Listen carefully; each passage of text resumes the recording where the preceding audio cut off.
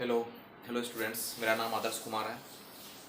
मैं इस YouTube channel के माध्यम से पूरी एनसीईआरटी कवर करवाने की कोशिश कर रहा हूँ। पूरी 11th और 12th का मैथमेटिक्स पूरी एनसीईआरटी कवर करवाऊँगा। और जो भी बच्चे जेई की तैयारी कर रहे हैं या वेबजी की तैयारी कर रहे हैं या कहीं आप वेटसेट का तैयारी कर रहे हैं, यानी कोई भी इंजीनियरिंग कंपटीशन का तैयारी कर रहे हैं, तो आपको इस वीडियो से पूरी तरह से हेल्प आपको मिलेगा। ठीक है, मैं सबसे पहले बेसिस आपको सबसे पहले मैं एनसीईआरटी को बेस मान रहा हूँ। एनसीईआरटी को बेस लेते हुए मैं आगे चलूँगा। ठीक है, आगे चलता जाऊँगा और एनसीईआरटी के जितने भी कंसेप्ट वाइज हैं सब कंसेप्ट वाइज को मैं करवाऊँगा। और प्लस जितने भी एक्सरसाइज हैं एक्सरसाइज का भी मैं पूरा करवाते जाऊँगा। सबसे पहले होता क्या है कि सबसे पहले एनसीईआरटी में जैसे जेईई मेंस से क्वेश्चन आ रहे हैं, जैसे आप एनसीईआरटी किताब आप पढ़ रहे हो, तो एनसीईआरटी किताब पढ़ते पढ़ते उसमें होता क्या है कि आपके सबसे पहले उसमें जेईई मेंस के भी क्वेश्चंस आप कर सकते हो। मैं तो एनसीईआरटी करते करते आप जेईई मेंस के भी क्वेश्चंस कर सकते हो, लेकिन पूरी तरह से एनसीईआरटी करने के बाद आपका क्या होता है कि 90% ही आप कर पाओगे। 10% क्या होता है कि किताब से थोड़ा सा बाहर रहता है या हायर स्टैंडर्ड बुक का रहता है। ठीक है, तो उसके हिसाब से क्या करना पड़ता है कि थोड़ा सा हायर स्टैंडर्ड बुक को पढ़ना पड़ता है। लेकिन मैं इस यूट्यूब के माध्यम से, इस चैनल के माध्यम से मैं पूरी एनसीईआरटी कवर करने के साथ साथ आपके जितने भी पीवाईक्यू क्वेश्चन आ चुके हैं प्रीवियस ईयर, या मैं जो भी कंसेप्ट करवाऊंगा वो सभी यहाँ पर होगा, सभी यहाँ पर होगा। और जितने भी कंसेप्ट हैं मैथमेटिक्स के वो पूरे थ्योरी के साथ मैं पूरी तरह से क्लियर करूँगा। ओके, तो मैं सबसे पहले स्टार्ट करने जा रहा हूँ कॉम्प्लेक्स नंबर। सबसे पहले मैं स्टार्ट करने जा रहा हूँ कॉम्प्लेक्स नंबर। सबसे पहले ये जानना जरूरी है कि आपके कॉम्प्लेक्स नंबर की आवश्यक नीड क्यों पड़ा। मतलब जैसे 2 है, 3 है, 5 है, ये भी एक प्रकार का कॉम्प्लेक्स नंबर ही है। ठीक है, लेकिन ये फुल फॉर्म में इसको लिखा नहीं गया है, लेकिन ये 2, 3, 4, 5, 6 ये भी एक प्रकार का कॉम्प्लेक्स नंबर ही है। तो सबसे पहले हम कॉम्प्लेक्स नंबर में किसके बारे में ज़्यादा हमको पढ़ना चाहिए। सबसे पहले कॉम्प्लेक्स नंबर में हम आई के बारे में पढ़ते हैं। आई मतलब विशेषकर मैं आई पर ज़्यादा फोकस कर रहा हूँ। क्यों आई के बारे में पढ़ते हैं? इसलिए पढ़ते हैं क्योंकि यहाँ पर आई क्या है, आई का यूज़ क्यों पड़ा, आई का यूज़ क्यों पड़ा। इसमें सबसे पहले फर्स्ट साइंटिस्ट थे यूलर मैथमेटिशियन सबसे पहले फर्स्ट साइंटिस्ट थे जिन्होंने क्या देखा कि जैसे आप किसी भी स्क्वायर रूट के अंदर यदि कोई निगेटिव नंबर है, ठीक है, यदि किसी स्क्वायर रूट के अंदर कोई निगेटिव नंबर है तो उस निगेटिव नंबर को स्क्वायर रूट से कैसे बाहर निकाला जाए। ठीक है, तो जो स्क्वायर रूट का जो निगेटिव नंबर है, ठीक है ना, तो वही आपका इमेजिनरी नंबर है, वही आपका क्या इमेजिनरी नंबर है, जो आई को बताया गया है, इमेजिनरी यूनिट बताया गया है। ठीक है, तो उसी के बारे में हमको ज़्यादा अच्छे से डिस्कस करना है और पूरी तरह से पढ़ना है, जो आपके 11th में पूरी तरह से डिटेल में पढ़ना है। और ज़्यादातर मेंस जेई में ज़्यादा जितने भी बिट्स प्लानिंग आपके वेब जी जितने भी हैं पूरी कंपटीशन में इससे रिलेटेड क्वेश्चंस ज़्यादा पूछे जाते हैं। मतलब हो या ना हो 1-2 क्वेश्चंस रहते ही रहते हैं। ठीक है ना, तो सबसे पहले मैं कॉम्प्लेक्स नंबर में जानना चाहता हूँ कि आखिर क्यों आई का यूज़ किया गया, कॉम्प्लेक्स नंबर में आखिर क्यों आई का यूज़ किया गया उसके बारे में मैं जान रहा हूँ। ठीक है, तो सबसे पहले मैं स्टार्ट कर रहा हूँ कॉम्प्लेक्स नंबर। सबसे पहले ये देख रहा हूँ कि क्या क्या होता है। ठीक है, सबसे पहले देखो आपका जैसे मान लिया जाए x² - 4 इक्वल टू आपका 0 है। ठीक है, x² - 4 इक्वल टू 0 है। ठीक है, तो मैं इसको क्या लिख सकता हूँ, इसको लिख सकता हूँ कि x² - 2 का स्क्वायर इक्वल टू 0, तो x + 2 इंटू क्या लिख सकता हूँ x - 2 इक्वल टू क्या लिख सकता हूँ 0 लिख सकता हूँ। ओके, तो यहाँ पर क्या लिख सकता हूँ x = -2 मतलब x + 2 मतलब x + 2 इक्वल टू 0 है, तो x बराबर क्या हो जाएगा -2 हो जाएगा, और x - 2 इक्वल टू 0 है, तो x बराबर क्या हो गया +2। ठीक है, तो सबसे पहले साइंटिस्ट ने देखा कि x² - 4 इक्वल टू 0 है, मतलब जो मैथमेटिशियन थे, यूलर मैथमेटिशियन कोई मैथमेटिशियन थे, तो उन्होंने देखा कि x² - 4 इक्वल टू 0 है। तो आप इसको सॉल्व करने के बाद x बराबर -2 आ रहा है, x बराबर +2 आ रहा है। ठीक है, x बराबर -2 और x बराबर +2 आ रहा है, लेकिन ये सभी जो वैल्यू है ये सभी रियल वैल्यू एग्जिस्ट कर रहा है। क्या रियल वैल्यू एग्जिस्ट कर रहा है, यानी -2 यहाँ पर पुट करने के बाद या +2 पुट करने के बाद इस इक्वेशन को क्या कर रहा है, ये सेटिस्फाई कर रहा है। ये क्या कर रहा है, इक्वेशन को सेटिस्फाई कर रहा है। तो मेरे ये क्या हो गए, रियल वैल्यूज हो गए ऑफ x का। ठीक है, लेकिन जैसे इस टाइप का क्वेश्चन आता है, देखो जैसे x² + 4 इक्वल टू क्या है 0 है। ठीक है, x² + 4 इक्वल टू 0 है, तो मैथमेटिशियन लोगों ने देखा कि x² + 4 इक्वल टू 0 है, तो आखिर ये किस तरह सॉल्व होगा, तो मैथमेटिशियन लोगों ने देखा कि x का कोई ऐसा वैल्यू, रियल वैल्यू x का कोई भी रियल वैल्यू एग्जिस्ट ही नहीं कर रहा है जो इस इक्वेशंस को क्या करे, सेटिस्फाई करे। क्या करे, इस इक्वेशंस को सेटिस्फाई करे, कोई वैल्यू एग्जिस्ट नहीं कर रहा है। तो उन्होंने क्या किया कि x² इक्वल टू क्या किया -4 किया, और x बराबर लिखा उन्होंने +-2 × -4। ठीक है, क्या किया +-4। यहीं से स्टार्ट हुआ imaginary unit. Imaginary unit start हुआ है, मतलब इमेजिनरी नंबर के बारे में यहीं से स्टार्ट हुआ। मतलब इस क्वेश्चन के थ्रू नहीं, हो सकता है कोई और भी क्वेश्चन हो, लेकिन कॉन्सेप्ट वाइज ये सेम ही था। कॉन्सेप्ट वाइज सेम ही था कि प्लस माइनस रूट के अंदर कोई निगेटिव नंबर आ गया, क्या आ गया, रूट के अंदर क्या आ गया आपके, कोई निगेटिव नंबर आ गया, तो उसको क्या किया, तो उसको क्या किया, प्लस माइनस क्या किया, 4 -1 किया गया। तो उन्होंने साइंटिस्ट लोगों ने देखा कि 4 एक प्रकार का क्या है, रियल नंबर है, और -1 भी एक प्रकार का क्या है, रियल नंबर है। तो अब -1 को क्या किया गया, सीधा सीधी एक नंबर मान लिया गया, i स्क्वायर इक्वल टू -1 माना गया सीधा। क्यों माना गया, क्योंकि इसका कोई भी रियल वैल्यू, मतलब इसके कोई -4 जो स्क्वायर रूट के अंदर है, तो उसके कोई भी रियल स्क्वायर रूट मतलब नंबर नहीं निकल पा रहे थे। इसलिए उन्होंने क्या किया कि i स्क्वायर इक्वल टू -1 को क्या किया गया, लेट कर लिया, मान लिया गया। ओके, तो यहाँ पर मैं क्या लिख सकता हूँ, प्लस माइनस रूट अंडर क्या किया, 4i स्क्वायर। अब यहाँ से मैं क्या निकाल सकता हूँ, प्लस माइनस 2i निकाल सकता हूँ, ठीक है, 2i निकाल सकता हूँ। ओके, कोई दिक्कत है। तो यहाँ से शुरू हुआ, इसी नंबर से शुरू हुआ कि ये आपके i क्या है, ये आपका इमेजिनरी यूनिट है, इमेजिनरी यूनिट है, और 2i या फिर मिलके क्या बन गए, इमेजिनरी नंबर बन गए, ये क्या बन गए, इमेजिनरी नंबर बन गए, ठीक है, ठीक है। तो इससे क्या पता चला कि जब X square plus 4 equal to 0 है, मतलब कि x यहाँ पर मान लीजिए कोई भी रियल वैल्यू डालते हैं, कोई भी रियल वैल्यू हम डालते हैं, चाहे पॉजिटिव हो या निगेटिव हो, कोई भी स्क्वायर रूट का नंबर हो, रियल नंबर का स्क्वायर प्लस 4 कभी भी 0 इक्वल बिल्कुल नहीं हो सकता। किसी भी नंबर का स्क्वायर प्लस कोई और नंबर बराबर 0 करेंगे, कभी 0 हो ही नहीं सकता, कभी 0 नहीं हो सकता। तो इसका कौन सा नंबर एग्जिस्ट किया, इमेजिनरी नंबर एग्जिस्ट किया। क्या एग्जिस्ट किया, इमेजिनरी नंबर एग्जिस्ट किया। जब आप इस पार्ट को यहाँ फुलफिल करोगे तो ये क्या करेगा, इस क्वेश्चन को क्या करेगा, सेटिस्फाई करेगा, ठीक है। ओके, कोई डाउट, कोई दिक्कत है, मैं आगे बढ़ता हूँ, समझ में, ठीक है। तो ये हो गया आपका इमेजिनरी नंबर। तो आप सबसे पहले कहाँ पर आपको देखना है कि मुझे कहाँ इमेजिनरी नंबर के बारे में सोचना है। आपको देखना है क्या कि जहाँ पर आपके -4 आ रहा है, -5 आ रहा है, -6 आ रहा है, मतलब सीधा सीधी है कि रूट के अंदर आपके निगेटिव नंबर आ रहे हैं, वहाँ पर आपको थिंक करना है कि वो पक्का इमेजिनरी नंबर की तरफ जा रहा है, ठीक है। रूट के अंदर यदि निगेटिव पार्ट आ रहे हैं तो मुझे ये सोचना है कि पक्का वो निगेटिव, मतलब पक्का वो किधर जा रहा है, इमेजिनरी नंबर की तरफ जा रहा है, ठीक है। ओके, समझ में आ गया। इस टाइप के नंबर में इसको क्या लिख सकते हैं, इसको मैं लिख सकता हूँ 4 इंटू -1, इसको लिख सकता हूँ 5 -1, इसको क्या लिख सकता हूँ 6 -1। ये क्या लिख रहा है 4, जो कि मैंने पहले ही बता रखा था कि i स्क्वायर इक्वल टू -1 होता है। तो क्या हो गया, ये i स्क्वायर हो गया, ये कितना हो गया 4i स्क्वायर हो गया, ये कितना हो गया 6i स्क्वायर हो गया। इसके हिसाब से क्या आ जाएगा 2i, इसके साथ क्या आ जाएगा 5i, रूट में रूट 5i, इसके साथ क्या आ जाएगा रूट 6i, ये आई बात, ठीक है। तो इस टाइप का नंबर जो है आपके क्या है, इमेजिनरी नंबर्स है, ठीक है। तो मैं इसको मिटाता हूँ। तो सबसे पहले मैं स्टार्ट करने जा रहा हूँ कॉम्प्लेक्स नंबर। तो सबसे पहले कॉम्प्लेक्स नंबर में हमको क्या क्या देखना है।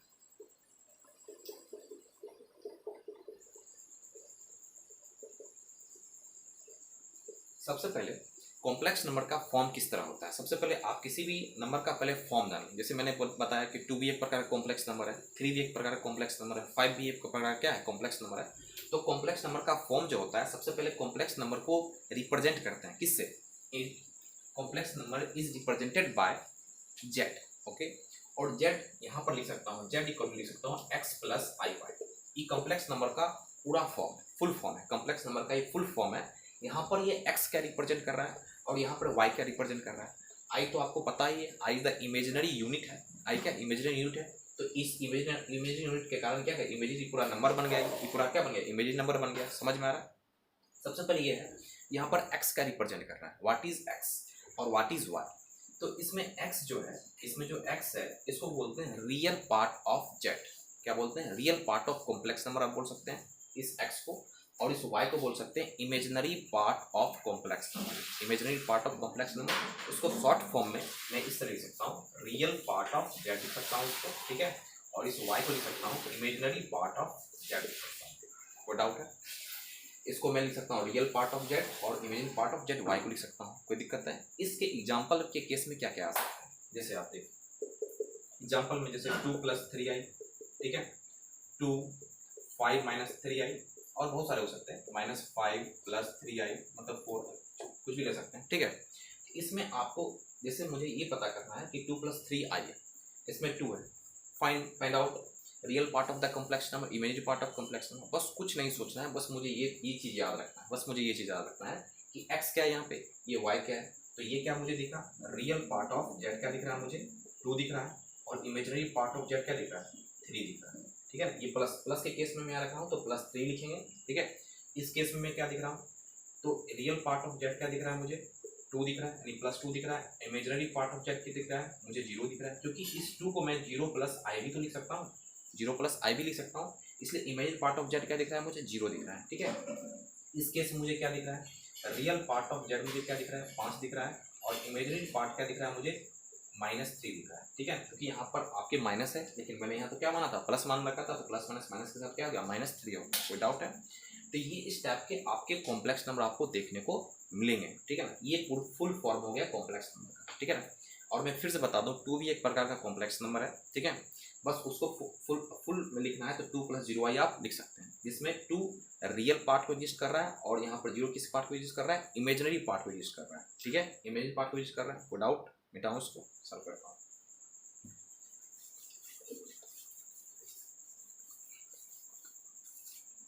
सबसे पहले मैं ये देख लूँ कि जैसे z बराबर मैंने क्या किया, x + i बाई, तो इस i का क्या क्या खेल है, ये i क्या क्या करता है, क्या क्या कर सकता है, किस तरह हम क्वेश्चंस को, यदि i के टर्म में है तो i के टर्म में किस तरह क्वेश्चंस को हम सॉल्व कर सकते हैं। उस सॉल्विंग मेथड के बारे में सबसे पहले हम समझते हैं कि i क्या क्या कर सकता है। ठीक है ना, तो सबसे पहले ये देखिए कि i² मैंने -1 माना है, i² क्या मैंने माना है, -1, मतलब पूरा माना गया है, यूलर ने माना, मैथमेटिशियन ने माना कि i² क्या होता है, -1 होता है। ठीक है, तो आप लिख सकते हैं i का स्क्वायर का होल स्क्वायर -1 का स्क्वायर, तो ये i का पावर 4 कितना हो जाएगा, 1 हो जाएगा।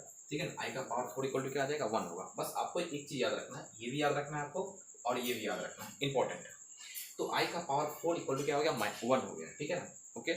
अब यह देखिए कि i का यदि पावर 4 है, अरे ये पावर 4 जो है 4 और किसी का मल्टीपल है, जैसे 4 मल्टीपल है 8 का, 16 का, ठीक है, 20 का, तो वो ऑलवेज क्या देगा, 1 ही देगा, ऑलवेज 1 देगा। आप करके देख सकते हो। ठीक है, तो इसलिए मैं i का पावर 4 जनरलाइज लिख सकता हूँ, i का पावर 4 m = मैं 1 मान सकता हूँ। ठीक है, ये ले सकता हूँ, where m belongs to integer. क्या है, m बिलोंग्स टू क्या आ जाएंगे, इंटीजर होंगे, कोई डाउट है। ठीक है, अब थोड़ा सा मैं r आगे बढ़ाता हूँ। ठीक है, तो मैं क्या कर सकता हूँ, i का पावर 4m मान लो +1 लिख देता हूँ, तो इसका i का पावर 4m का मतलब क्या लिख सकता हूँ, i का पावर 4m × i, तो always we know that i का पावर 4m क्या होता है, ऑलवेज क्या होता है, 1 होता है। ये 1 हो गया, तो ये क्या बन गया आपका, i बन गया आपका, यहाँ पे क्या बन गया, i बन गया। फिर मैं क्या कर सकता हूँ, i का पावर 4m + 2 लिखूँ, तो i का पावर 4m + 2, तो क्या बन गया यहाँ पे, i का पावर 4m × i²। मैं ऐसा क्यों लिख रहा हूँ, क्योंकि we know that about when base will be same then power will be addition। ठीक है, तो मैंने यहाँ पर क्या किया, उल्टा लगाया, जब पावर ऊपर में जुड़ा हुआ है तो इसको मैं तोड़ सकता हूँ। ठीक है, तो i का पावर 4m तो क्या होता है, ऑलवेज 1 ही होता है, तो क्या हो जाएगा, i² हो गया, और i² -1 होता है, ये मैंने लिख लिया। फिर से i का पावर 4m + 3 में लिखता हूँ, फिर वही काम करना है आपको, i का पावर 4m × i³, और फिर से क्या बन गया, 1, और ये बन गया i³ का मतलब क्या हो जाएगा, i² तो ये क्या बन गया, i² -1 क्या हो गया, -i बन गया। ठीक है, तो आप ये ट्रेंड आपको याद रखना है, ये ट्रेंड पूरा आपको याद रखना है, ये ट्रेंड याद रखना है कि आपको i का पावर 4m + 2 के फॉर्म में है, तो आपको इस तरह करना है। ठीक है, इस तरह आपको करना है, इंपॉर्टेंट है, VBI है। ठीक है, मैं पूरे बेसिक से लेके एडवांस लेवल तक जाऊंगा। ठीक है, पूरे बेसिक से लेके एडवांस लेवल तक जाऊंगा, ताकि आपके कोई भी कॉन्सेप्ट मैथमेटिक्स में फंसेंगे नहीं, और ना ही क्वेश्चन फंसेंगे। मैं सभी क्वेश्चन पूरी NCERT के साथ साथ लेके PYQ जितने भी क्वेश्चंस आ रहे हैं, JEE मेंस में या अनदर एग्जाम में, वेबजी में आ रहे हैं या बिट सेट में आ रहे हैं, किसी में भी आ रहे हैं, सभी क्वेश्चंस यहाँ पे करवाए जाएंगे, पूरी थ्योरी और कॉन्सेप्ट वाइज। ठीक है, एक एक क्वेश्चंस को नहीं छोड़ा जाएगा, सब क्वेश्चंस को पूरी तरह से करवाया जाएगा। ठीक है, और बेस मानना हो मैं NCERT को बेस मानते हुए मैं चलूँगा, और NCERT को क्या करना है, first chapter second chapter wise पूरे खत्म करते चलूँगा। ठीक है, पूरे क्वेश्चन करवाऊंगा। ओके, मैं इसको मिटा रहा हूँ।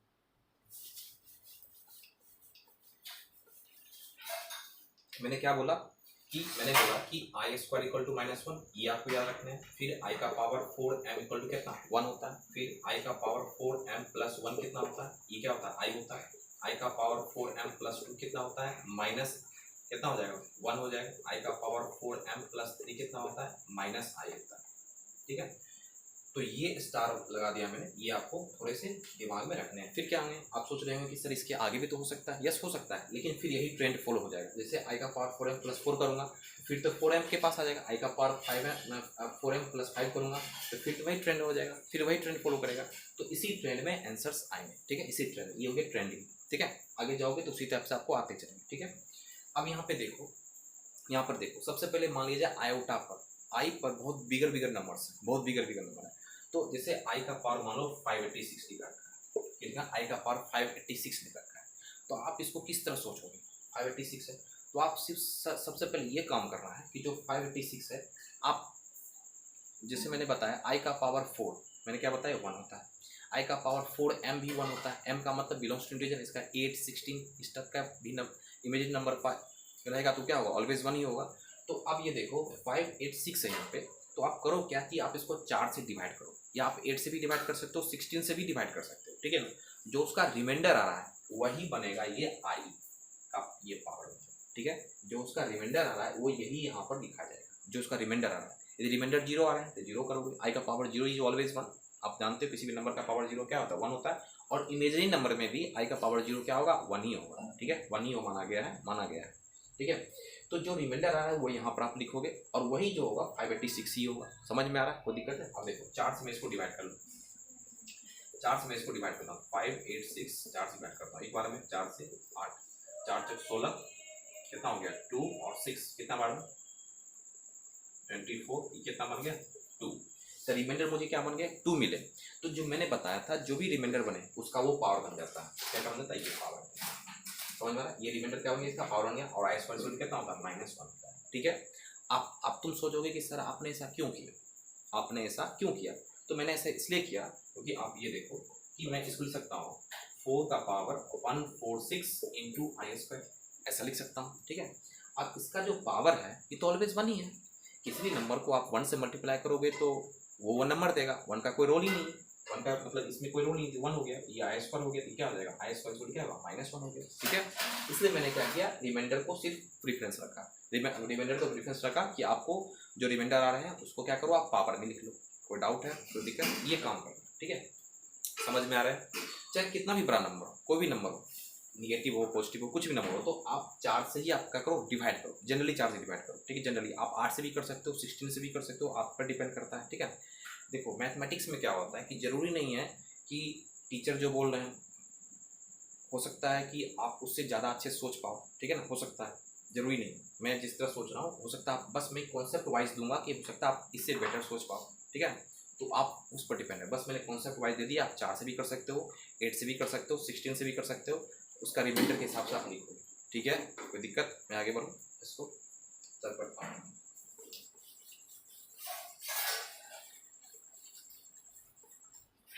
जैसे मैं एक क्वेश्चन ले रहा हूँ, क्वेश्चन के फॉर्म में एक क्वेश्चन ले रहा हूँ, जैसे आई का पावर मान लो 64 है, प्लस 1/i प्लस 2, मान लो आई का पावर 3 2 4 है, ठीक है, माइनस कुछ भी ले लो, चलो ठीक है, ओके, इतना ही लेता हूँ, तो सबसे पहले ये देखो आप 64 है तो 4 से ऑलवेज डिविजिबल है, 64 क्या डिविजिबल है, बिल्कुल।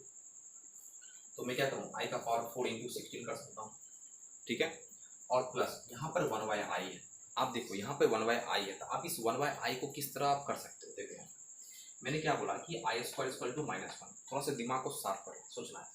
1/i का मतलब मैं क्या लिख सकता हूँ, यदि मैं i से मल्टीप्लाई कर लूँ ऊपर में और नीचे भी डिवाइड कर लूँ, कोई दिक्कत तो नहीं है, सीधी सी बात है, किसी भी नंबर को मैं डिवाइड कर लूँ फिर उतना ही से मल्टीप्लाई कर लूँ तो कोई दिक्कत नहीं है, सीधी सी बात है। ये क्या हो जाएगा i हो जाएगा, और ये क्या हो जाएगा आई स्क्वायर, ये आई स्क्वायर क्या है तुम्हारा -1 है, तो क्या हो जाएगा -i, ठीक है। तो इस तरह भी आप कर सकते हो, इसलिए आप ज़्यादा बेटर है कि इसको याद रख लो -i। एग्जाम व्यू, किसके कम्पिटेटिव व्यू से आप याद रखो 1/i जो होता है -i होता है, कम्पिटेटिव व्यू से आपको याद रखना है कि 1/i जो होता है -i होता है, ठीक है। एनसीईआरटी व्यू से आपको सॉल्व करके बताना होगा, यदि एग्जाम में आए तो सॉल्व करके आपको दिखाना पड़ेगा। अब यहाँ पर क्या हो गया, ये हो गया कितना -i हो गया, ये आप -i लिख सकते हो, आप प्लस ये 2 हो गया, अब देखो 3 2 4 है, 3 2 4 है, ये भी आपके क्या हो रहा है 4 से डिविजिबल हो रहे हैं, 4 8 और 4 84 1 क्या लिख सकता हूँ मैं इसको, आई का पावर 4 और 81 लिख सकता हूँ, कोई डाउट है। तो क्या दिख रहा है मुझे, ये दिख रहा है 1 दिख रहा है, -i दिख रहा है, और क्या दिख रहा है ये +2 दिख रहा है, कितना हो जाएगा 2 एक 3 माइनस आई। ठीक है, अब इसमें पूछ दिया जाए कि आपके रियल पार्ट क्या है, ये पूरी तरह से आपके कॉम्प्लेक्स फॉर्म में लिखा हुआ है, तो x प्लस आई वाई के फॉर्म में। ये किसके फॉर्म में है? x प्लस आई वाई के फॉर्म में है, ये फॉर्म है x प्लस आई वाई के फॉर्म में है। तो इसमें मैं रियल पार्ट ऑफ z लिख सकता हूँ 3 लिख सकता हूँ 3, ठीक है, और इमेजिनरी पार्ट ऑफ z में लिख सकता हूँ, क्या लिख सकता हूँ, -1 लिख सकता हूँ, क्योंकि -1 आ रहा है। ठीक है, तो इस तरह आप लिख सकते हो 3 और -1 लिख सकते हैं। कोई डाउट है, कोई दिक्कत है समझने में? ओके, मैं आगे चलता हूँ।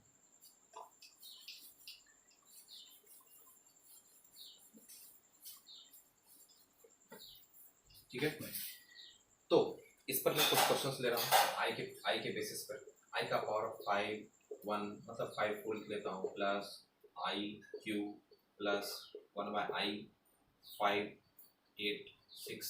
ठीक है, इस टाइप का मैं क्वेश्चन ले रहा हूँ। पहला क्वेश्चन, आई का पावर 5 4, आई का पावर क्यू है 1/5 8 6, तो मैं इस तरह किस लिख सकता हूँ? फिर से वही काम करना है, 4 से डिवाइड कर लो आप, 5 4 है, इसको 4 से डिवाइड कर लो, 4 4 1 कितना 4 2, कितना आ गया आपके 2 आ रहा है। मैंने पहले ही बताया था, रिमाइंडर जो आए बस वो उसके स्थान पर लिख लो आप। रिमाइंडर आ गया आई स्क्वायर। ठीक है, और आई क्यू को करने की जरूरत नहीं है, आई क्यू के बारे में हम जानते हैं कि आई स्क्वायर इंटू आई, और आई स्क्वायर क्या है -1 है, तो आई बच गया, यहाँ पर क्या बचा -i, ये हो गया आपके, और प्लस 5 8 6 है, 4 से डिवाइड करो आप, 5 8 6 4 8 6, 4 से डिवाइड करो 1,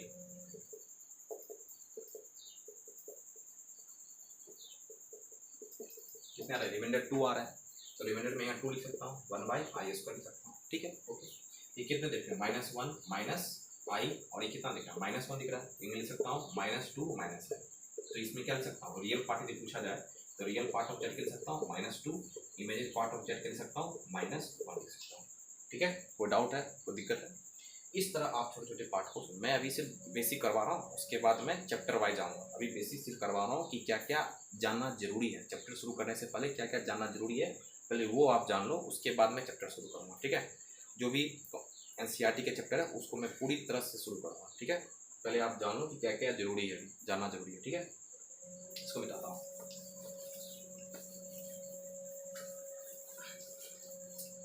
इससे क्या पता चलता है, इससे मुझे ये पता चला कि जैसे z बराबर मैंने क्या लिखा कि x प्लस आई वाई, तो इसको मैं लिख सकता हूँ रियल पार्ट ऑफ z और plus imaginary part of z, मतलब i के फॉर्म में। तो z में ये मैं लिख सकता हूँ, ये हो गया कि ये x जो है रियल पार्ट ऑफ z है और ये क्या है, इमेजिनरी पार्ट ऑफ z है।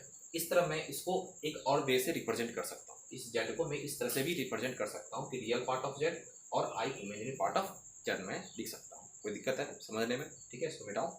अब देखो इसमें क्या क्या हो सकता है, इसमें पॉसिबिलिटी क्या क्या हो सकती है। जैसे होता क्या है कि z बराबर x प्लस आई वाई, इसमें क्या क्या कंडीशंस हो सकते हैं। पहला कंडीशंस क्या हो सकता है, पहला कंडीशंस क्या हो सकता है कि इफ मैं करूँ x को मैं 0 मान लूँ, मतलब मान लूँ, या हो सकता है क्वेश्चन में आपके पहले से दे रखा हो या उसके रिवर्स में दे रखा हो कि x बराबर आपके 0 है, तो यहाँ पर z क्या बचेगा, z बचेगा आई वाई। तो जब x बराबर 0 है और z बचा आई वाई, तो आप इसको समझोगे कि ये आपको प्योरली इमेजिनरी बता रहा है, प्योरली इमेजिनरी बता रहा है। इसको क्या बता रहा है, z जो है आपका प्योरली इमेजिनरी है। ठीक है, इसको मैं लिख सकता हूँ प्योरली इमेजिनरी, इसको मैं प्योरली इमेजिनरी बोल सकता हूँ। ठीक है, इफ y मान लो आप 0 मान लेते हैं, यदि y को आप 0 मान रहे हो, मतलब इस पार्ट को 0 मान लो, तो इस पार्ट को 0 मानोगे तो सिर्फ x ही बचेगा। इसका मतलब z क्या हो जाएगा आपका x, इसका मतलब ये क्या दिख रहा है, z आपका x के इक्वल है और x क्या आपका प्योरली रियल है। ये क्या दिखा रहा है आपको, प्योरली रियल। ये क्या बताया आपको, प्योरली रियल बताया। पॉइंट नंबर 2, यदि आपके उल्टे लिख रखे हैं, उल्टा लिख रखा है कि किसी क्वेश्चंस में दे रखा है कि प्योरली इमेजिनरी, तो आपको दिमाग में हमेशा सोचना है कि प्योरली इमेजिनरी होने के लिए आपके रियल पार्ट को 0 होना जरूरी है, नेसेसरी है, होगा ही। यदि आपको प्योरली इमेजिनरी लिख रखा है तो रियल पार्ट को 0 होना, प्योरली रियल दे रखा है तो इमेजिनरी पार्ट को 0 होना जरूरी है। ठीक है ना, तो इस टाइप से आप क्वेश्चंस को देख सकते हो। यदि x 0 है तो z बराबर आई वाई हो जाएगा, y 0 होगा तो z बराबर x हो जाएगा, तो प्योरली रियल हो जाएगा। ठीक है, मैं इसको सॉल्व करता हूँ।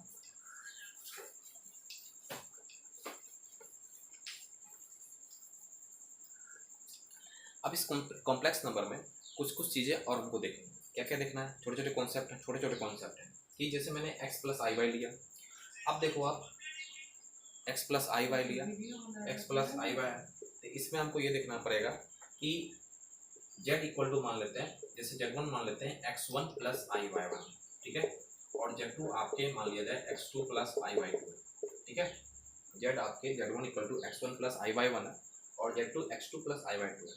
तो आप जिस तरह आप एल्जेब्रिक समेशन करते हो, जैसे 9th 10th में आप पढ़े थे किसी चीज़ को जोड़ना, घटाना, सब्ट्रैक्शन करना, तो उसमें भी आपको ये करना पड़ता है कॉम्प्लेक्स नंबर। जैसे z1 प्लस z2 है तो उसको मैं z1 प्लस z2 को मान लो एडिशन कर रहा हूँ, पहला एडिशन कर रहा हूँ, z1 प्लस z2 को मैं एडिशन के केस में लेता हूँ, तो मैं लिख सकता हूँ x1 plus I Y one और plus x2 plus I Y two लिख सकता हूँ, ठीक है, ओके। अब मैं इसको लिख सकता हूँ, एक बात और, जब आप एडिशन कर रहे हो या सब्ट्रैक्शन कर रहे हो या मल्टीप्लिकेशन कर रहे हो, ठीक है ना, कुछ भी आप कर रहे हो, तो हर हमेशा रियल पार्ट को एक साइड लिखना है और इमेजिनरी पार्ट को एक साइड लिखना है, ठीक है, कोई दिक्कत इस तरह नहीं लिखना है, इस तरह रिप्रेजेंट करना नहीं है। जब आप z1 प्लस z2 को रिप्रेजेंट कर रहे हो तो रियल पार्ट को एक तरफ लिखे हुए और इमेजिनरी पार्ट को आप एक तरफ लिखोगे, ठीक है। तो ये हो गया x1 प्लस ये हो गया x2, ये पार्ट हो गया, और प्लस आई को मैं ले सकता हूँ y1 प्लस y2, ठीक है।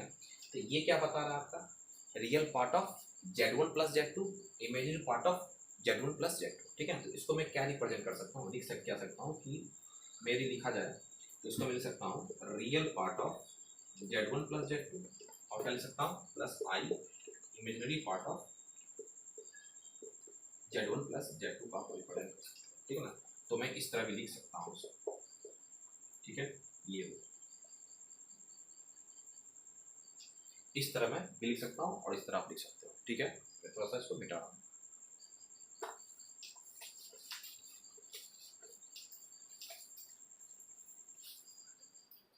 पॉइंट नंबर 2, जैसे आपको सब्ट्रैक्शन के फॉर्म में लिखना है, सब्ट्रैक्शन के फॉर्म में, जैसे z1 आपके मान लो z1 a1 प्लस ib1 और z2 आपके a2 प्लस ib2 है। मतलब क्वेश्चन बहुत तरह के हो सकते हैं, x1 y1 a1, मतलब अपने हिसाब से आप ले सकते हो, कोई दिक्कत नहीं।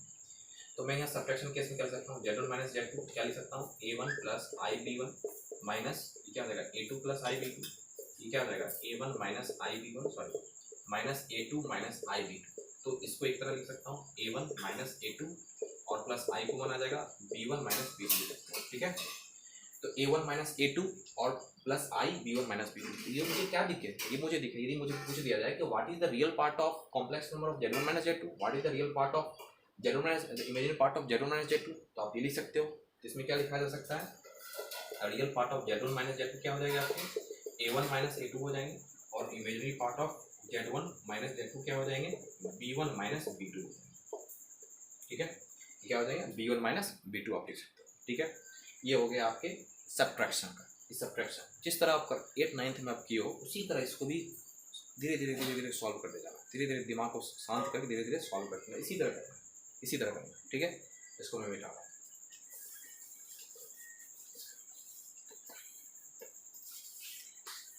ये सब्ट्रैक्शन का हो गया। जैसे इस पर मैं 2 क्वेश्चन ले रहा हूँ, जैसे if z1 equal to 3 plus 4i और z2 equal to minus 4 plus 6i, तो फाइंड z1 प्लस z2, ठीक है, find the real part of z1 plus z2 and imaginary part of z1 plus minus z2, यहाँ पर minus, ठीक है। जैसे मान लो इस टाइप से क्वेश्चन आ रहा है, ठीक है, मैं जो भी क्वेश्चन करवाऊंगा वो एक पेरेंट क्वेश्चन होगा, जो मैं कॉन्सेप्ट करवाऊंगा उस क्वेश्चन से रिलेटेड कॉन्सेप्ट ही मैं करवाऊंगा, ठीक है, और वो पेरेंट क्वेश्चन होगा उसमें सभी आ जाएंगे। अब z1 z2 का मुझे रियल पार्ट निकालना है, imaginary part of z1 minus z2 का, इससे क्या पता चल रहा है कि आप जोड़ोगे तब नहीं निकलेगा, घटाओगे तब निकलेगा, तभी आप कर पाओगे। इसमें क्या सॉल्यूशन केस में क्या लिख सकता हूँ कि z1 प्लस z2 क्या दिख रहा है मुझे 3 प्लस 4i और क्या दिख रहा है माइनस 4 प्लस 6i। तो आप कर लो क्या 3 माइनस 4, ये तो रियल कितना आ जाएगा -1 और 4 प्लस 6 इमेजिनरी नंबर है, चैन आ गया, ये आ गया आपका। फिर क्या लिख सकता हूँ z1 माइनस z2 लिख सकता हूँ दूसरे केस में 3 प्लस 4i और यहाँ पे माइनस आ गया, क्या दिख रहा है मुझे -4 प्लस 6i दिख रहा है मुझे, यहाँ क्या दिख रहा है 3 plus 4i minus plus 4 minus 6i, क्या दिख गया आपको 7 माइनस 2i। तो 7 माइनस 2i दिख गया। तो इस केस में मैंने क्या पूछा है, real part of Z1 plus Z2। तो इस केस में क्या दिख रहा मुझे, real part of Z1 plus Z2 क्या दिख रहा मुझे, -1 दिख गया, -1 दिख गया।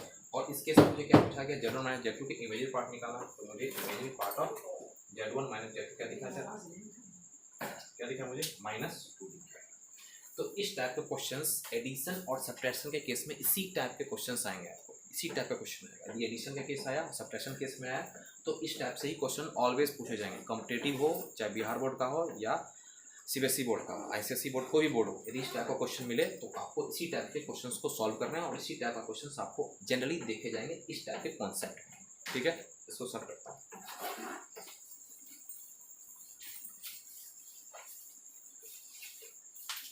अब यहाँ पे देखो, मैंने आपको सब्ट्रैक्शन बता दिया, एडिशन बता दिया और मल्टीप्लिकेशन एक बताना है। मल्टीप्लिकेशन में क्या होता है, तीसरा नंबर, जैसे Z1 बराबर मान लेते हैं A1 प्लस IB1 और Z2 मान लेते हैं A2 प्लस IB2। ठीक है, ओके। एक एक चीज़ नहीं छोड़ूंगा, सब कुछ करवाऊंगा, एडवांस लेवल तक करवाऊंगा, लेकिन बेस आपका एनसीईआरटी रहेगा, एक एक चीज़ नहीं छोड़ूंगा।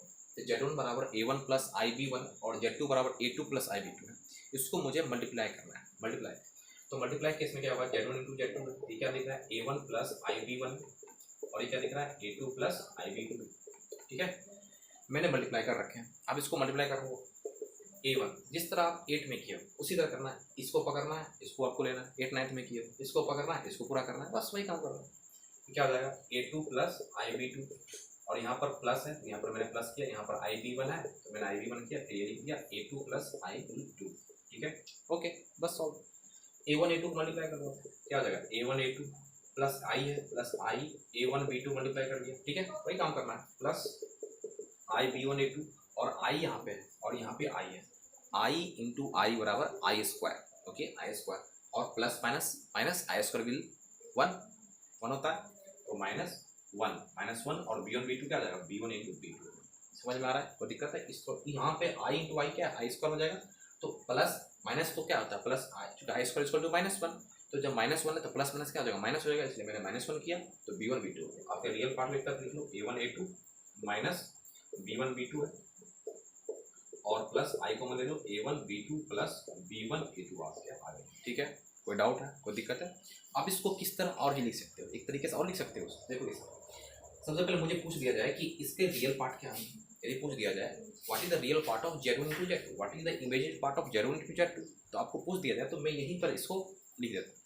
तो मैं लिख सकता हूँ कि इसको लिख सकते हैं रियल पार्ट ऑफ, इस पार्ट को रियल पार्ट ऑफ Z1। क्योंकि Z1 मुझे क्यों लिखा, कि इसलिए लिखा क्योंकि रियल पार्ट जो है Z1 का है जी। ठीक है, और A2 किसका है, ये भी रियल पार्ट है, किसका, किसका, Z2 का।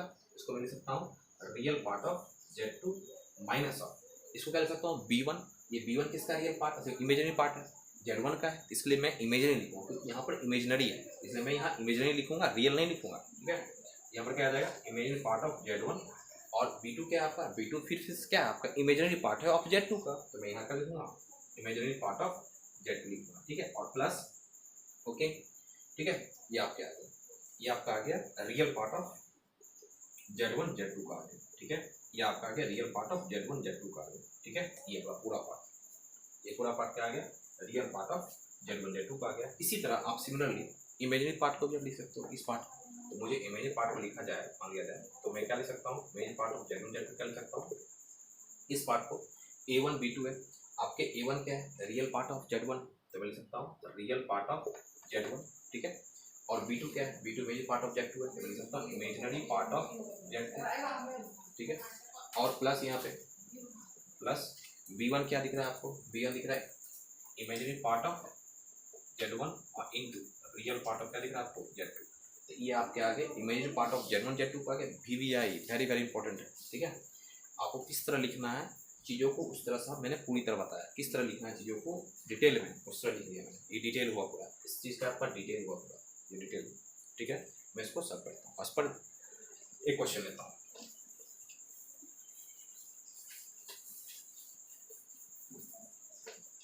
ठीक है, इस पर क्या क्वेश्चन हो सकते हैं, इस पर हो क्या सकते हैं कि जैसे मान लिया जाए कि Z1 equal to -3 + 4i, Z2 equal to लिख रखा है 3 कोई अच्छा लेते हैं 2 - 4i, 4i क्या ले लो, चलो 2i ले लेते हैं। ठीक है, इस टाइप का मान लो क्वेश्चन है, मतलब क्वेश्चन तो कुछ भी हो सकते हैं, बस कॉन्सेप्ट को क्लियर करना है, कॉन्सेप्ट क्लियर करना है। क्योंकि जितने भी कॉम्पिटेटिव एग्जामिनेशन है जरूरी नहीं है जो क्वेश्चन मैंने कर किया है वही क्वेश्चन है, नहीं बिल्कुल नहीं। जरूरी है कि आपके कॉन्सेप्ट कितने क्लियर है। यदि कॉन्सेप्ट क्लियर है, करोड़ों क्वेश्चन है, उससे कोई फर्क पड़ने वाला नहीं, क्वेश्चन बनेंगे ही बनेंगे। बस ये है कि आप क्वेश्चन ज़्यादा करोगे तो आपकी स्पीड ज़्यादा होगी, सोचने का स्पीड फास्ट होगा, ठीक है ना। क्वेश्चन ज़्यादा करने से स्पीड आपके बढ़ेंगे, ठीक है ना, इसलिए क्वेश्चन किया जाता है। लेकिन कॉन्सेप्ट क्लियर है तो क्वेश्चन पक्का ही बनेंगे, ठीक है। अब Z1 Z2 है, इसमें हमको लिखना है फाइंड Z1 Z2 पहला, दूसरा real part of Z1 Z2, ठीक है, और तीसरा क्वेश्चन आ रहा है okay imaginary part of Z1 Z2। बस एक क्वेश्चन देखो, तीन क्वेश्चन। सो अब देखो यहाँ पे Z1 इंटू Z2 क्या लिख सकते हो आप, -3 + 4i, और क्या लिख सकते हो 2 - 2i लिख सकते हो, ठीक है। उसी तरह करना, सॉल्व करना है। तो आप क्या लिख सकते हो -3 + 4i और 2 - 2i मल्टीप्लाई कर दो, सीधी सी बात है। -3 2 - 2i है प्लस 4i 2 - 2i, बस सॉल्व कर लो उसी तरह। तो क्या हो जाएगा -6 और माइनस माइनस प्लस कितना हो जाएगा 6i हो जाएगा। यहाँ पर कितना हो जाएगा +8i, और ये कितना दिख रहा है 4 दूनी 8 और i² -1 plus minus minus plus minus क्या हो गया माइनस, और फिर माइनस है तो प्लस प्लस हो जाएगा, तो प्लस कितना हो जाएगा 8, ठीक है। तो ये मैं क्या लिख सकता हूँ 8 2 लिख सकता हूँ प्लस 14i लिख सकता हूँ। काम खत्म, ये सॉल्व। इसको सॉल्व करने के बाद आंसर ये आ रहा है, ठीक है। ये आंसर हो गया किसका, पाला का, पाला का आंसर हो गया। तो दूसरा का आंसर क्या हो जाएगा, real part of Z1 Z2 मुझे चाहिए। तो real part of Z1 Z2 क्या है 2 दिख रहा है मुझे, तो मैं क्या लिख सकता हूँ 2 लिख सकता हूँ। Imaginary part of Z1 Z2 लिखना है, तो image part of Z1 Z2 क्या दिखा 14 दिख रहा है, तो मैं 14 लिख दूँगा, ठीक है। कोई डाउट है, कोई दिक्कत है समझने में। तो इस टाइप के क्वेश्चंस आपको जनरली नज़र आते हैं किसमें, एनसीईआरटी के बुक में। एनसीईआरटी के जब आप बनाओगे तो इसी टाइप के क्वेश्चंस आपको, ठीक है, पहला चैप्टर में आपको इसी टाइप का क्वेश्चंस आपको देखने को मिलेगा, ठीक है ना। जनरली इसी टाइप का, मतलब कॉन्सेप्ट वाइज इसी तरह आपको सॉल्व करना है। क्वेश्चन तो बहुत हो सकते हैं, कॉन्सेप्ट वाइज इसी तरह आपको सॉल्व करना है, इसी तरह सॉल्व करना है, आप एक्यूरेट आंसर पाओगे ही पाओगे, ठीक है। मैं इसको मिटा रहा हूँ, ठीक है। एडिशन हो गया आपका, सब्ट्रैक्शन हो गया, एडिशन हो गया, सब्ट्रैक्शन हो गया, मल्टीप्लिकेशन हो गया, ठीक है। आप देखो इसमें होता क्या क्या है कि किसी भी कॉम्प्लेक्स नंबर को फुल फॉर्म में, मतलब फॉर्म में लिखना है। जैसे मान लीजिए, जैसे क्या किया जाता है, जैसे होता क्या है कि आपका जैसे इस टाइप का कॉम्प्लेक्स नंबर 1 बाय, लगता है ये खत्म हो गया, 2 मिनट।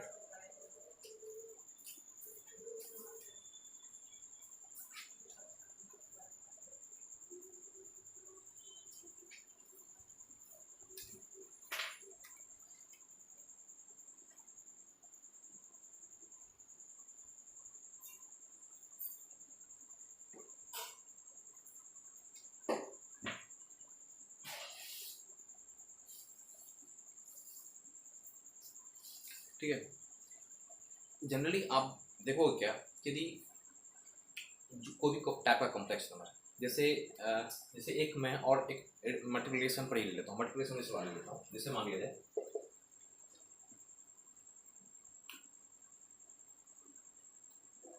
जैसे 4/5 है प्लस 3/4 है, ठीक है, ऐसा कुछ -6/5 है और प्लस है i 8/3 दे रखा है। जैसे इसको मल्टीप्लाई करना है, तो सबसे पहले मल्टीप्लाई करने से पहले आप इसको सबसे पहले देख लो, क्वेश्चन को डायरेक्ट मल्टीप्लाई मत करो, सबसे पहले x + iy के फॉर्म में है या नहीं है पहले वो देख लो। आप नहीं भी है तो पहले मल्टीप्लाई करो, कोई दिक्कत नहीं, लेकिन सीख रहे हो तो सबसे पहले x + iy के फॉर्म में आप लिखो जनरली।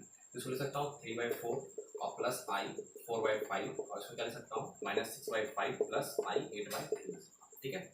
इस टाइप क्वेश्चन थोड़ा सा मल्टीप्लिकेशन ज़्यादा एफर्ट लगाना पड़ेगा। तो क्या लिख सकता हूँ 3/4 और इसको लिख सकता हूँ -6/5 प्लस i 8/3 और प्लस i 4/5 है क्या, यस 4/5 -6/5 प्लस i 8/3, ठीक है।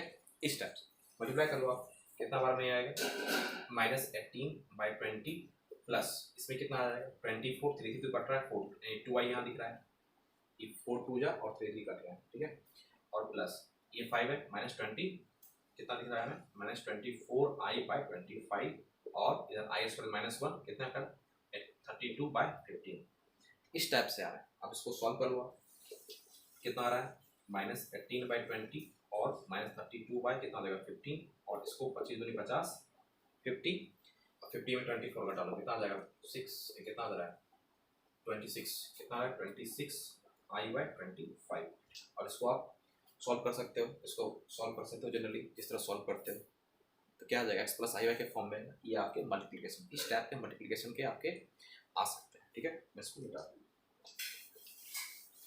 ठीक है, अब आपके कंसेप्ट नंबर 4, कंसेप्ट नंबर 4 में क्या आता है, 3 मैंने कंसेप्ट करवाए। पहले क्या पढ़ाया, एडिशन बताया, उसके बाद सब्ट्रैक्शन बताया, उसके बाद मल्टीप्लिकेशन बताया, एक इक्वलिटी होल्ड, इक्वलिटी कब होल्ड करें, जैसे जैसे जैसे equality of complex number, equality of complex number में क्या होता है कि मान लो दो कॉम्प्लेक्स नंबर आपके दे रखे हैं, ठीक है, एक कॉम्प्लेक्स नंबर मान लो z1 बराबर a1 प्लस ib1 है, इक्वल टू z2, जो z2 है a2 प्लस ib2 है, ठीक है ना।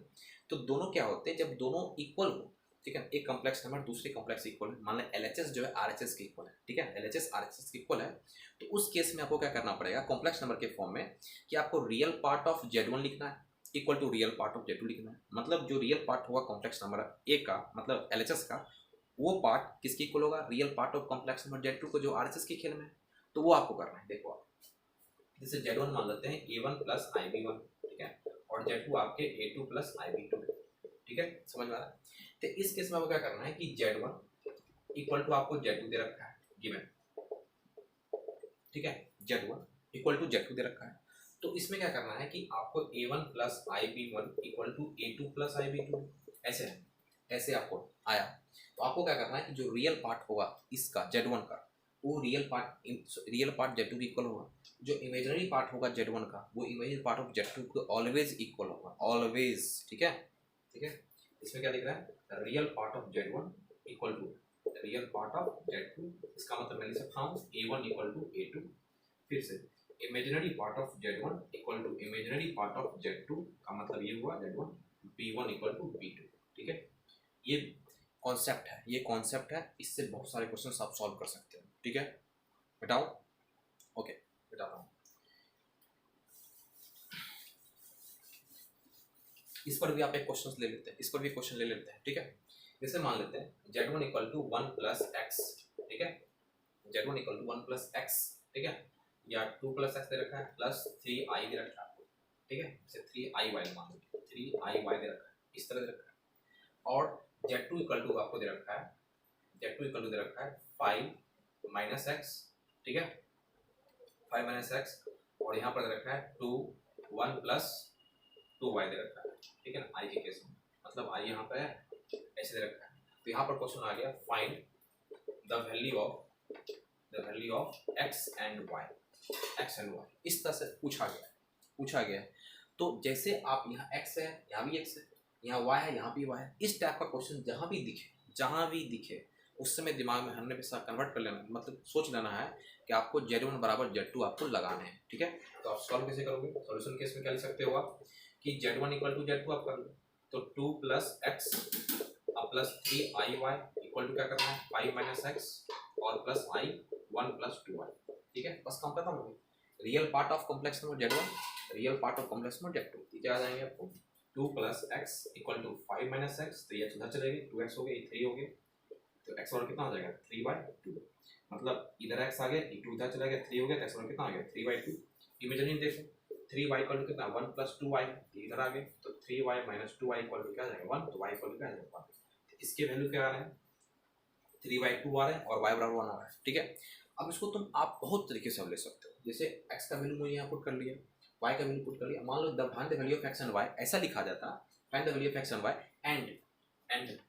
एंड रियल पार्ट एंड मान लो यहाँ पर कर दिया जाता कि imaginary part of z1 plus z2, question लिखा जाता, दूसरा क्वेश्चन लिखा जाता imaginary part of z1 z2, ठीक है।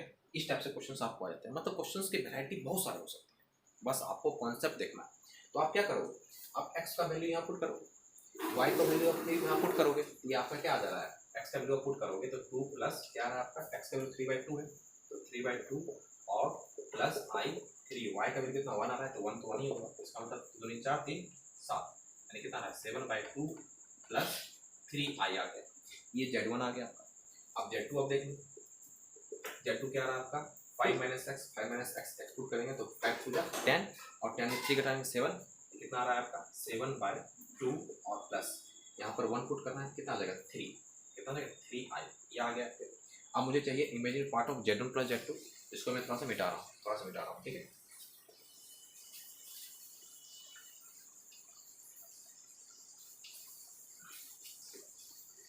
मुझे क्या चाहिए imaginary part of Z1 plus, इसका मतलब Z1 + Z2 आपको एडिशन करना पड़ेगा।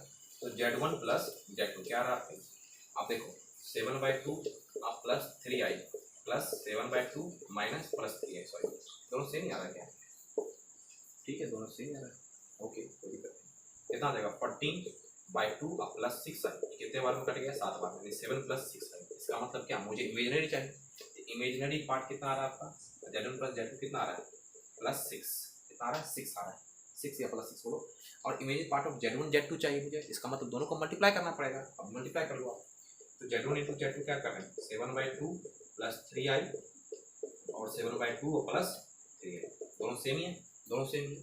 तो जब दोनों सेम ही है तो मैं एक चीज़ यूज़ कर सकता हूँ a + b क्या होता है a + b का होल स्क्वायर, तो मैं इसको जनरली लिख सकता हूँ 7/2 प्लस 3i का क्या लिख सकता हूँ होल स्क्वायर लिख सकता हूँ, सीधी सी बात है।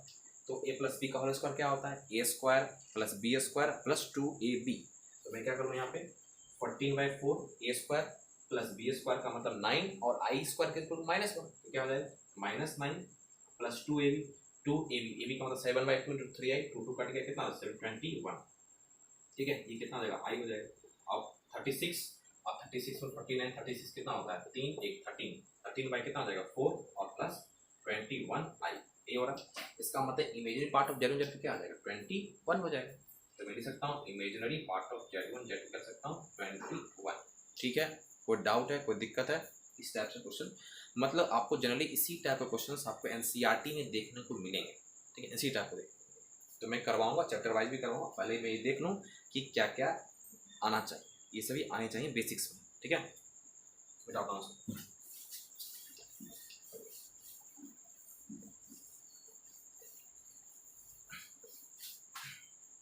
तो ये आपके हो गए आपके इक्वलिटी होल्ड का सवाल हो गया, ठीक है ना।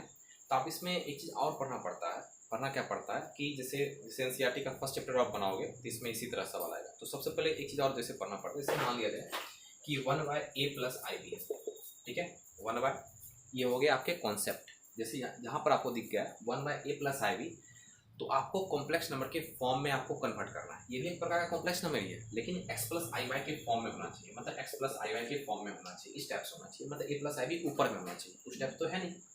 तो ऑलवेज आपको क्या करना है रिलेशन कर देना, ऑलवेज ऑलवेज रिलेशन करना, ये आपके हो गए कॉन्सेप्ट्स, ऑलवेज रिलेशन करना है। जैसे यहाँ पर प्लस है तो यहाँ पर माइनस जाएगा, तो क्या करना है a - ib करने हैं और a - क्या करना है ib करना है, ठीक है कोई दिक्कत है। तो मैं क्या सोच सकता हूँ a - ib लिख सकता हूँ और a + ib है और यहाँ a - ib है, तो क्या करूँ मल्टीप्लाई कर लूँ। अब देखो एक चीज़ आओ, ये क्या दिख रहा है a + b दिख रहा है, ये a - b दिख रहा है, तो क्या होता है a + b × a - b बराबर a² - b² होता है। तो मैं लिख सकता हूँ a² - ib का क्या लिख सकता हूँ होल स्क्वायर, तो क्या लगेगा a - ib हुआ, और ये क्या दिख रहा है a² और i² क्या होता है -1, तो यहाँ पर तो माइनस है, तो माइनस माइनस क्या होगा प्लस हो जाएगा, तो प्लस क्या लिख सकता हूँ +b² लिख सकता हूँ, ये हो गया। तो इसको मैं अच्छे से लिख सकता हूँ, लिख सकता हूँ a/a² + b² plus with minus b, अब छोड़ो ऐसे लिखो -b/a² + b²। तो इस टाइप का कॉम्प्लेक्स नंबर जो है, मतलब ऐसे लिख लो आप 1/a + ib = तो आप इसके फॉर्म में लिख सकते हो, मतलब 1/a + ib जो है वो किसके इक्वल हो गया, ib तो है यहाँ पे a² + b² - i/b/a² + b² के फॉर्म में आप लिख सकते हो। ये हो गए आपके कॉन्सेप्ट्स, ठीक है। आपको इसी तरह सोचना है, सोचने का मैं मेथड बता रहा हूँ, सोचना किस तरह से, इसी तरह से आपको सोचने हैं हर क्वेश्चन को। इस टाइप का क्वेश्चन हो तो इसी तरह सोचना है, मुझे यही लेना है, ठीक है, बेसिक्स में मुझे यही लेना है। इसके और एक फॉर्मूले होते हैं, मॉडल्स के फॉर्मूले होते हैं, ठीक है, तो मुझे अभी वो नहीं जाना है, ये जनरल है, जनरल है, सब जगह अप्लीकेबल हो जाएगा, सब जगह फॉर्मूला याद नहीं रहे या नहीं रहे उससे कोई मतलब नहीं, जनरली आप यूज़ करोगे तो आपको आंसर तक आप पहुँच जाओगे, ठीक है। तो 1/a + ib को मैं a/a² + b² - b/a² + b² लिख सकता हूँ। यदि यहाँ पर प्लस रहता तो ऊपर क्या आता, यदि यहाँ पर प्लस यहाँ माइनस है तो यहाँ पर क्या आता प्लस आता, प्लस के हिसाब से आप सॉल्व करते हैं, ठीक है। तो यहाँ पर क्या आता प्लस आता, समझ में आ रहा है, कोई दिक्कत है। ये हो गए सॉल्व करने के तरीके, सबसे इंपॉर्टेंट तरीका है, ठीक है। इसको सॉल्व करो।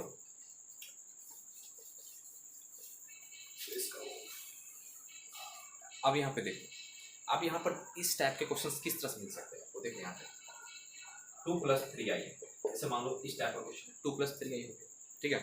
आपको a+ib के फॉर्म में एक्सप्रेस करना है। आपको लिखा रहेगा 1/2+3i एक्सप्रेस इन a+ib, ठीक है। एक्सप्रेस इन a+ib के फॉर्म में आपको एक्सप्रेस करना है, ठीक है। तो आप क्या करोगे, बस वही काम करना है, ये हो गया क्वेश्चन हो गया। तो सोल्यूशन में क्या ले सकते हो आप, अभी मैं बेसिक कर रहा हूँ, बेसिक एकदम लो लेवल से चल रहा हूँ, लो लेवल, उसके बाद हाई स्टैंडर्ड में जाऊँगा, ठीक है। लो लेवल चल रहा हूँ, एनसीईआरटी खत्म होगा, मतलब चैप्टर खत्म होगा, उसके बाद मैं आ जाऊँगा आपके जेईई मेंस में आ जाऊँगा, उसके बाद हाई आता जाएगा, स्टैंडर्ड बढ़ेगा। 1/2+3i। अब देखो मैंने पहले ही बताया, कॉन्सेप्ट मैंने दिया कि आपको यहाँ पर प्लस है क्या करना है, माइनस करना है, स्लाइसिंग केस 2-3i कर लो आप, अब 2-3i कर लो, क्या दिख रहा है आपको 2-3i, ठीक है। तो यहाँ पर क्या आ जाएगा, a+b वही काम करना है, ये हो गया 4 और प्लस i² -9 हो गया, तो -1 क्या होगा, प्लस 9 हो गया, कितना देगा 2/-3/13 दिख रहा है, तो 2/13 और प्लस या माइनस लिखो, कोई दिक्कत नहीं, i3/13 आ गया, कोई दिक्कत है। a+ib के फॉर्म एक्सप्रेस है, मतलब यहाँ पर तो माइनस है, आप करोगे तो यहाँ प्लस विथ माइनस आ जाएंगे। अब रियल पार्ट ऑफ इसका मुझे लिखना है, क्या लिखोगे, फिर से 2/13 लिखोगे, इमेजनरी पार्ट लिखोगे तो -3/13 लिखोगे, ठीक है ना। इसी तरह आप सॉल्व कर सकते हो, सभी क्वेश्चंस को इसी तरह सॉल्व करते निकलना है बस, ठीक है। मिटाओ उसको, ओके।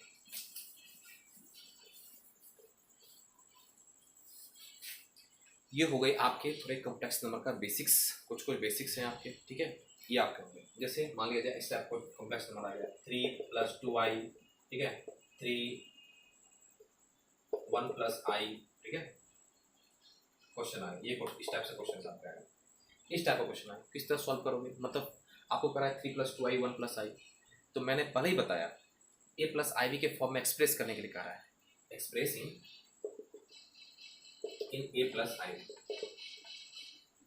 आपको 3+2i को 1+i बाय फेस में a+ib के फॉर्म में एक्सप्रेस करना है, a+ib के फॉर्म में एक्सप्रेस में है ही नहीं, तो आपको फिर से वही काम करना है। मुझे जैसे ही दिखा 1+i, मुझे जैसे ही दिखा बस उसी तरह मैं उसी के नंबर से मैं रेसलाइसन करना स्टार्ट कर दूंगा, सोल्यूशन कैसे निकाल सकता हूँ, 3+2i 1+i और यहाँ पर क्या प्लस है, तो यहाँ पर क्या जाएगा 1-i और यहाँ पर -i, बस इसी तरह आपको सॉल्व करना है, इसी तरह सॉल्व करना है और कुछ दिमाग लगाना नहीं है, बस इसको मल्टीप्लाई कर लो, जिस तरह मैंने बोला था 3 1 - मल्टीप्लिकेशन मेथड जो बताया था, बस वो यूज़ करना है यहाँ पे, +2i और क्या हो जाएगा 2 अच्छे से लिखो 1-i और क्या देगा, अब a+b बस वही a² + b² बस वही कर लो, तो 1 और प्लस क्या जाएगा 1, इसका रियल पार्ट का स्क्वायर किया, इसका क्या 1 हो गया, कितना दिख रहा है 3 - 3i और +2i और कितना दिख रहा है +2 बाई कितना हो जाएगा 2 और 3 2 5 हो जाएगा, -i बाई कितना हो जाएगा 2, ठीक है। ये कितना आ गया आपका 5/2 प्लस मतलब -i बाई कितना आ जाएगा 2 आ जाएगा, ये a+ib के फॉर्म एक्सप्रेस है। अब इसका मुझे रियल पार्ट पूछ लिया, क्या आ जाएगा 5/2 हो जाएगा, इमेजिनरी पार्ट पूछ लिया तो -1/2 हो जाएगा, बस इसी तरह सॉल्व करना है और किसी तरह सॉल्व, इसी टाइप का क्वेश्चन आपके फर्स्ट चैप्टर में कॉम्प्लेक्स नंबर का एनसीईआरटी में भरा पड़ा है, ठीक है। ओके, मिटाऊं इसको, आगे करते हैं।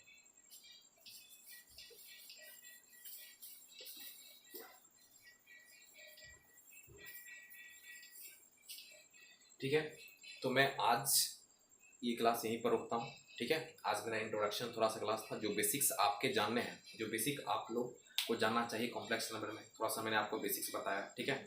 तो मैं इतना ज़रूर कहूँगा कि जो मैं पढ़ाऊँगा 100% पढ़ाऊँ, 100% तो कोई चीज़ का नहीं होता है, 99.9% पूरी तरह से कंसेप्ट क्लियर करवाऊँगा और पूरा 11th-12th का पूरा सिलेबस में ख़त्म करवाऊँगा। उसके साथ ही जो लोग स्टूडेंट आपके जेई के भी तैयारी प्रिपरेशन कर रहे हैं, उस जेई से रिलेटेड भी क्वेश्चंस पूरी तरह करवाऊंगा, मैं इतना करवा दूंगा कि उसमें जेई मेंस में आपको किसी क्वेश्चंस में कोई डाउट नहीं होगा। विशेषकर मैं इतना कराऊँ, प्रैक्टिस करो, ज़्यादा अच्छा रहेगा। और जितने भी कॉम्पिटेटिव है वो एग्ज़ाम दो, जो भी तैयारी कर रहे हैं वो भी एग्ज़ाम दो, क्योंकि 11th-12th एक गोल्डन होता है, गोल्डन मोमेंट होता है, ठीक है ना। उस गोल्डन मोमेंट में अच्छी तरह से अपने आप को झोंको और जितना होगा मैं पूरी एनसीईआरटी कवर करवाऊँगा और पूरा जेई मेंस का, जेई एडवांस का जितना भी क्वेश्चन है मैं पूरी तरह से यहाँ पर पूरा कवर करवाऊँगा, ठीक है। जो वेबजी दे रहे हो, वेबजी में भी ज़्यादातर अच्छे कॉलेज आते हैं, विशेषकर ज़्यादा सबसे अच्छा कॉलेज है जादवपुर यूनिवर्सिटी, उसमें भी आप अप्लाई करो। जादवपुर यूनिवर्सिटी में जो मैं क्वेश्चंस करवाऊंगा उसी टाइप से क्वेश्चंस आपको वहाँ पर मिलेंगे। Jadavpur university best university of India, ठीक है, बहुत सारा बेस्ट यूनिवर्सिटी ऑफ इंडिया का जादवपुर यूनिवर्सिटी, उसमें भी आप जा सकते हो, ठीक है। तो आपको मैं अभी कॉम्प्लेक्स नंबर का थोड़ा थोड़ा बेसिक दिया, उसके बाद मैं चैप्टर वाइज शुरू करूँगा एनसीईआरटी का चैप्टर वाइज खत्म करके उसके बाद सीधे मेरा काम रहेगा पहले एनसीईआरटी खत्म करना है, पूरे क्वेश्चंस को खत्म करके निकलूँगा और उसके बाद पूरा सीधा से चलना है जेई पे, चलना है जेई पे, ठीक है। क्योंकि जेई आप कर लोगे तो हर एक एग्जाम आपको हलवा लगेगा, ठीक है। Okay, bye, best of luck.